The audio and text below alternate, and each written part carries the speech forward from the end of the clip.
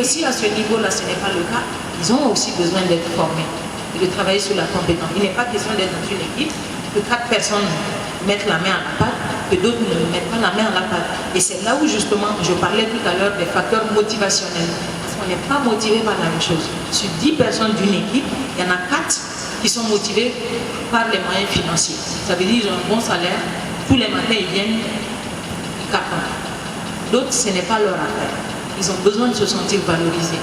Au chef d'équipe, de regarder le monsieur chaque matin et de lui dire, tu sais mon ami, ce que tu apportes à mon équipe, c'est inestimable. Sans toi, rien ne bouge. Le monsieur donne du carburant. Il y a un autre, il a besoin tout simplement de s'amuser.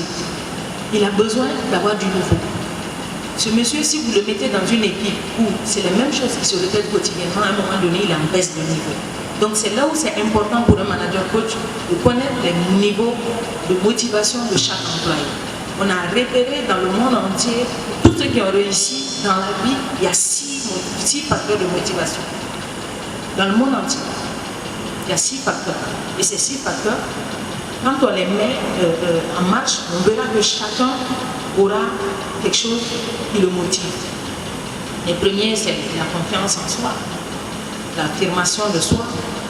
Les seconds, c'est le gain.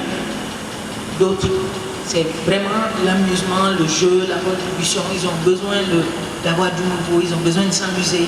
On voit que, par exemple, quand vous allez dans une agence, quand on parle d'amusement, on se dit, mais c'est le travail. Ah non.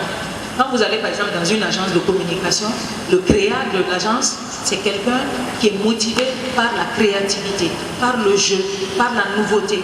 Et quand lui, quelqu'un comme ça, vous le mettez dans une équipe où tous les jours on lui demande la même chose, il va baisser en motivation.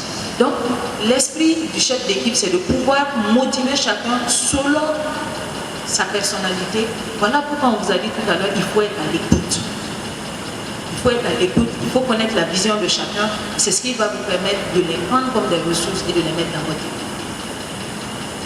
Pour finir avec la question de l'autre, l'ambition et la vision, c'est 2 manières d'appeler la même chose. Par contre, c'est très dangereux d'avoir un leader qui n'a pas d'ambition. Si vous avez bien suivi la vidéo au début, ça vous montre un tout petit peu le gros problème qu'on a avec quelquefois les grands managers, pour ne pas dire voilà, en Afrique ici, c'est-à-dire qu'on voit petit dans tout. Un leader, un manager coach, c'est celui qui a la possibilité de voir grand et d'amener les autres à croire à un rêve. Et c'est à partir de ce moment qu'on met les choses en action. On a expliqué au départ que les nations qui sont devenues les plus grandes se sont donné au départ une vision immense de ce qu'ils sont. Les clients évoluent, les besoins évoluent, les personnes changent. Donc, vous ne pouvez pas ne pas faire avec le changement. Être un manager coach est justement être un agent du changement. Ça veut dire que vous devrez encourager le changement, vous devrez aider les gens à s'adapter au changement et vous devrez même en être un catalyseur. Parce que quand les choses changent dans votre environnement, si l'entreprise ne change pas, c'est là où justement vous allez avoir tous les problèmes du monde.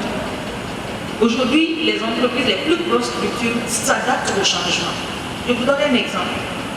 Aujourd'hui, on entend beaucoup parler d'incubateurs. C'est né de quoi? C'est un changement total de paradigme. Avant, il y avait des gros dragons qui étaient comment on appelle, les grands patrons dans le monde entier, dans leur domaine. Aujourd'hui, en une année, certains se sont fait dépasser par des petits startups de rien du tout. C'est ce qui les a tous amenés à créer ce qu'on appelle les incubateurs, qui donnent la possibilité de voir évoluer désormais ces petits startups et de voir où ils vont et de ne plus être surpris, parce qu'il y a eu des surprises. Il y a des gros qui se sont fait dépasser par des toutes petites structures de rien du tout, parce que le besoin dans le monde change. Donc, accompagner le changement. Vous ne pouvez pas prendre le changement désormais comme un obstacle. Mais comment aller dans ce sens? Si notre public change, tous les jours, tous les matins, qu'est-ce qu'on fait pour évoluer dans le sens du besoin de notre public? Notre structure, les gens changent. Mon assistante aujourd'hui devient un autre, peut-être la chargée commerciale demain. Le directeur, je ne sais pas quoi, devient tel autre. Les gens changent également en fonction de ça. En fonction aussi de leurs besoins, en